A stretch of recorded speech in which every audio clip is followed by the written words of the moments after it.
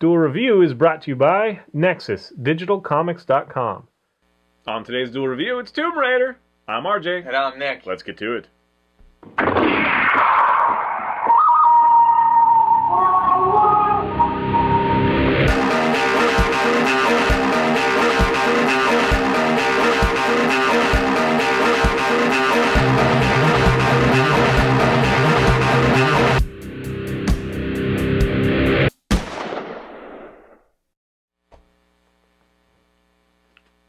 Still bleeding?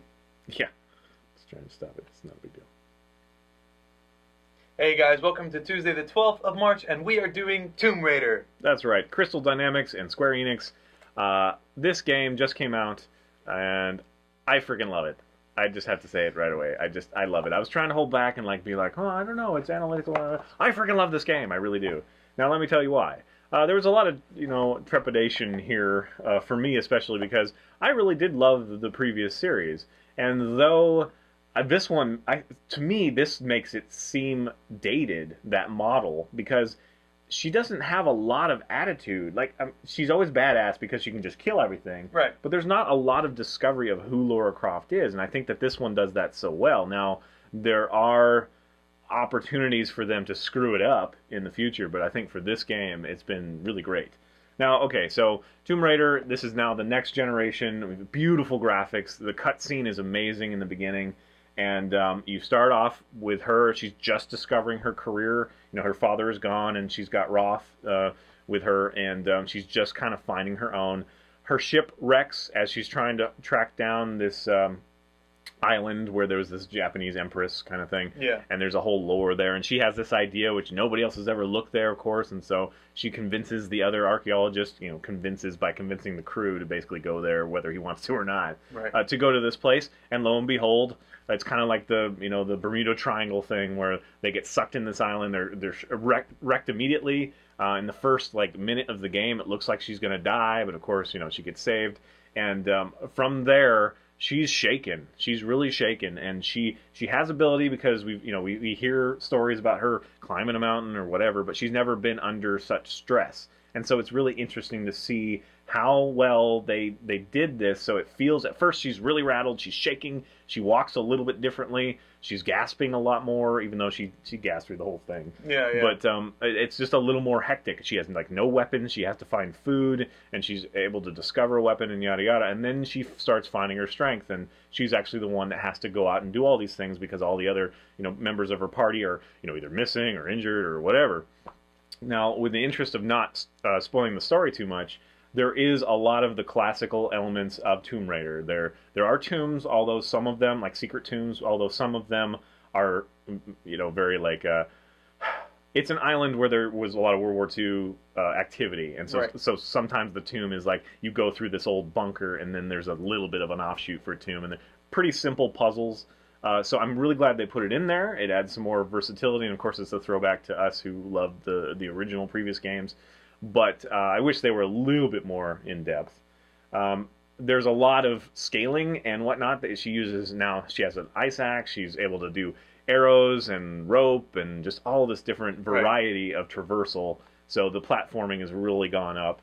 The combat is so silky smooth. I love it because the combat, I always feel, now I use the bow mostly because it's kind of fun for me. It's challenging or whatever. I always feel like I'm just in control. I could lose control at any minute, so I'm just barely in control.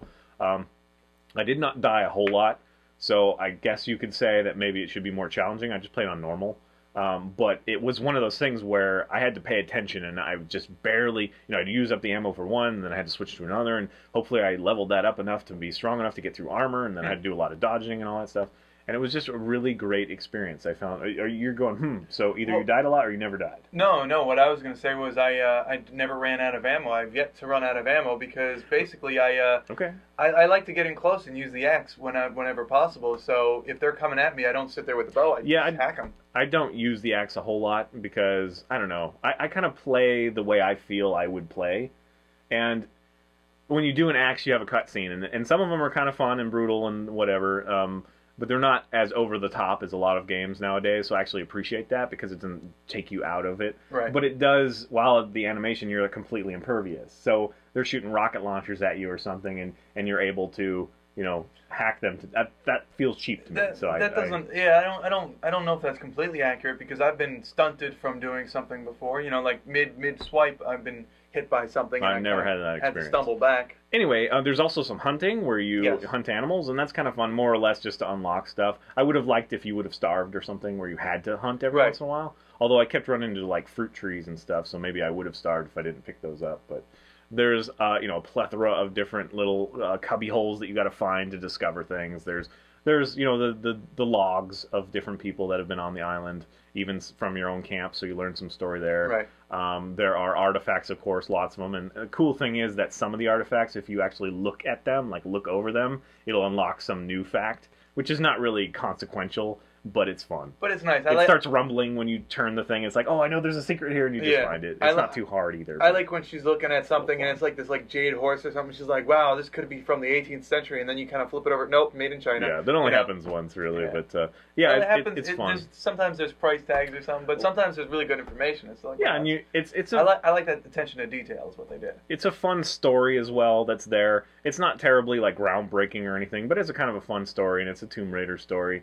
The thing that I don't like is the character arcs and how predictable they are. I think that's a lousy bit of writing, unfortunately. Apart from her, I think that her is very appropriate, and I just love that feeling of...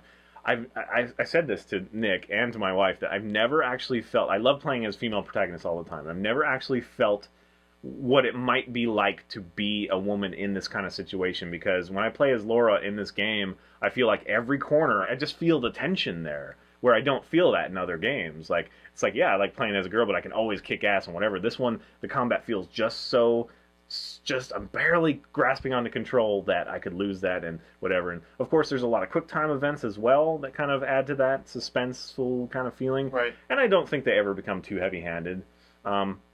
They're not terribly hard. I don't think the game is about being, you know, really difficult to do. Yeah, I think it's mostly the journey. Yeah, it's just the discovery, and I really do enjoy that part. I love when you're jumping from ruin to ruin, like damaged ships and stuff. That's a lot of fun. Yeah. And I have a lot of fun, and I love the Japanese aesthetic to it too, because we are on this island and it is a Japanese empress and all that stuff. Right, but it's also kind of eclectic because this island essentially there's a storm, and once you enter the storm, it won't let you leave, which means that you can never leave. So anyone from the time that storm started till now who gets caught there is stuck there. So you have this kind of eclectic world where, you know, some of it's from World War I, some of it's from World War II, some of it predates all of that. You know, some of it's brand spanking new. So yeah, it's just great. Yeah. So one of the controversies that I heard at first is that, you know, she does have this thing where they take too much time, you know, her first kill kind of thing or whatever. But I found it plenty appropriate. Yeah. I didn't feel jarred at all. In fact, when I killed the deer the first time, I kind of thought that was sad, you know, and she's kind of like sorry, you know, kind of thing, and so I kind of I liked that. I liked that they took their time, and I liked that it was poignant to her. It was a big deal. It wasn't just like, oh, slough it off, I'm a warrior now, you know, kind of thing. And then there was all this controversy about an actual like rape scene or something. There isn't. It's really just he you know, you get the idea that he's going to do it, but then she, you know, takes care of it, and right. That actually leads to the first kill kind of thing. So it's very appropriate. So I think it works really well. Now, is there anything that you didn't like about the game so far? I finished it. He hasn't quite yet. Anything that I didn't like? I mean, besides me, it's just I know exactly that character is going to do this and this character is going to do that for most of the other characters in the game. Right. Yeah, I guess some of the story is predictable. I kind of tend to think of things a little farther than I think you do. So to me, some things should have happened that shouldn't have. You know. Yeah, I don't try to think about it too much because I just want to experience it. Right. Like a movie, if you think about it too much, you ruin it. Right. For me. Yeah. So. Well, I'm always sitting there thinking about what's going to happen and what these other characters are thinking. So I kind of thought of things that I guess they didn't go to. So I was always just beyond where they ended up, I guess you could say. But it was predictable. I did see that coming. And I guess there's one mechanic I don't really like. You know, it's like you're able to use your arrow and thing and break down, but then these other ones are a little bit stronger, so you have to find something else, and then you don't know that at first. Kind of thing. But it gives variety, but the first time you see that, literally 5 minutes later, you have the thing to take care of it, so it's not really a big deal. That's not true. You must not have seen it first, because. What do you mean? It was. Once you go to the beach, there's a whole bunch of them. Yeah, it's not 5 minutes later. Well, that there's you get two. To the boat. Well, I mean, you have to scale to the thing, but then you come right back. So to me, it was fine. Again, the combat is so smooth. Yes. I friggin' love the arrow. I think I love the Far Cry maybe just a touch more, but I don't know. It's really good. And we just came off the heels of Far Cry 3. I like this game more because I'm more of a tailored experience kind of guy. I do appreciate the sandbox, being able to do what you want every once in a while, but I like a very tailored story. Far Cry 3 did a pretty good job of doing both. I did ask you this before. Do you like Far Cry 3 better, you think, or you like this better? I like this better, but just by a skosh. They're both very solid games. A skosh? I think I like Far Cry 3 better, only because I like exploring. So I like having that big open field. Yeah. I like hunting the animals. I like scaling the tall things. I like just controlling different territories. That was a lot of fun to me. Far Cry 3, completely different game, in my opinion. And so I can like them equally, both one as an experience, one as a game. But yeah, I would like to play Far Cry 3 over Tomb Raider, only because I have more freedom as far as what I want to do. Cool. To me, it's all about character, and there's no character development in Far Cry 3. Right. It really isn't. Right. It's like you unlock abilities, so what? Tomb Raider 3, Tomb Raider is a great game. I'm not saying don't play it. It's an awesome game. Yeah. So, yes, I love the upgrade system as well. I love that you can sit by campfire, although there's plenty of campfires. It's like, how did that get there? Like, really? This is a secret tomb, and there are people, obviously there have been lights everywhere, you know what I mean? Right. But that's always been kind of a staple of the franchise, honestly. You found these secret tombs, and, like, torches are lit on the wall. It's like, they've just been burning for 1,000 years? Well, to me, I can justify that as the Solari knowing about that area. And they've been storing these things, because once you open up the relics box, if you look inside, there's some. Well, there's very infrequently, when you go into a secret tomb, there's usually not. Well, I guess I can't say that. There's not that type of salvage that looks new. It's the old type of salvage. Yeah. But anyway, so yes, there is some. You can justify that in suspension of disbelief. There are things, things disappear in front of you and stuff like that. Of course, all games have that. But it does a pretty good job. Like even the doors you break down, that big chunk of wood still stays around. Yeah, for a little bit. I enjoy that, and the rest of it doesn't throw me out. So, yes, I really love this game. I really do. I'm going to play it immediately after he gets done with it again, all the way through. I really did like it. She does get a little bit grating because she whines and huffs and whatever so much. But I love that it changes, or at least to me, it changed. Like, she doesn't do it as frequently. It sounds a little different. I hope I'm not just making that up, because it's a brilliant idea to have a character animate a little bit differently and sound a little different through the game as she gains confidence. But that was another thing, is her animation is really cool. She doesn't, all the old games, she's just running forward, like straight forward, and or she can turn and shoot and run at the same time or whatever. Yeah, this one, she kind of like leads herself, and she leaves this arm back here to do things, like maybe grab her gun, he has her torch, and then she like touches walls, but it's not as. What is that other game where they did that?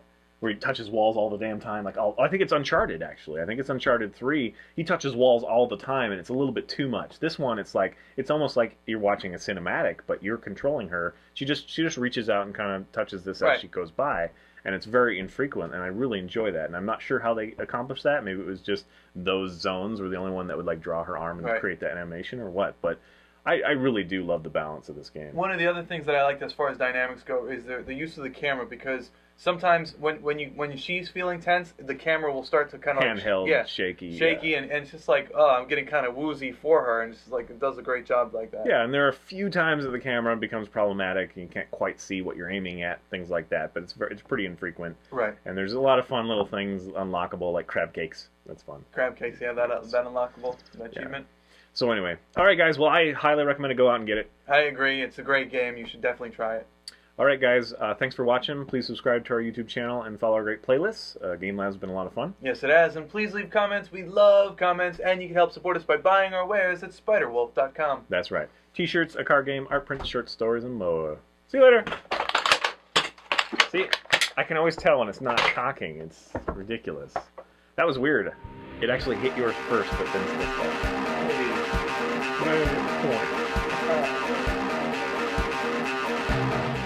Next time on Duel Review, it's Portlandia.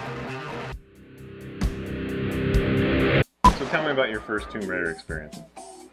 You have one? Or do you want to tell? Actually, I think I've told this story on air before, but have you? Yeah, the first time I played Tomb Raider, it was a demo, and basically it was for the PC, and it was the first Tomb Raider that ever came out.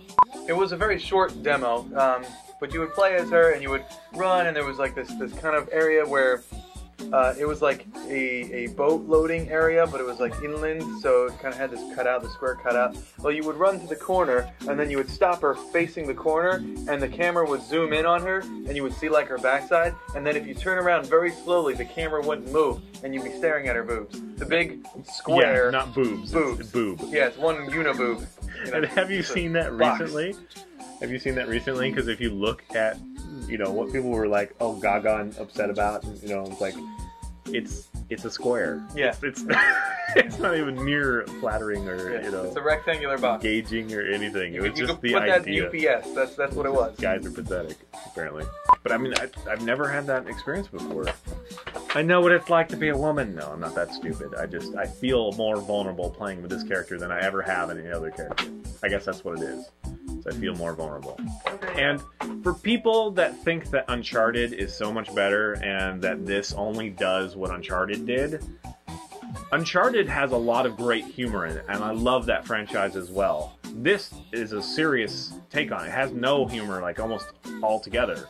And it's much more about her gradual progression. Nathan Drake is always Nathan Drake. So that's what I think distinguishes this from that series. Because I agree, it's a very solid game. Uncharted 3 I really did enjoy, and 2 and 1 as well. And it is very similar, but which came first? First of all, Tomb Raider. That franchise definitely came first. So people were like, Tomb Raider's ripping off Indiana Jones, and then Uncharted is ripping off Tomb Raider and Indiana Jones, and now Tomb Raider is ripping off Uncharted. Yeah. It's like, well, come on. Anyway, they're all great games. Yes. You can't lose. And she doesn't have huge boobs. Oh, that was one thing. Like, she doesn't have her huge iconic boobs, and people are complaining about it. But she's much more real, and she still has big, she's still got a great womanly body. So I don't know what your problem is. I don't have a problem. The stupidest thing I heard was there was a comment that said, it's like I don't know why these feminists get all upset. It's like, it's not made for them. It's like, really? Men are the demographic. How could it be feminist? Sexist? Because having a strong female lead, I think that is for the woman. The woman wants. Yeah, well, that's true. Although I'm the one that wants to play it. I'd rather. But not for those reasons. Yeah.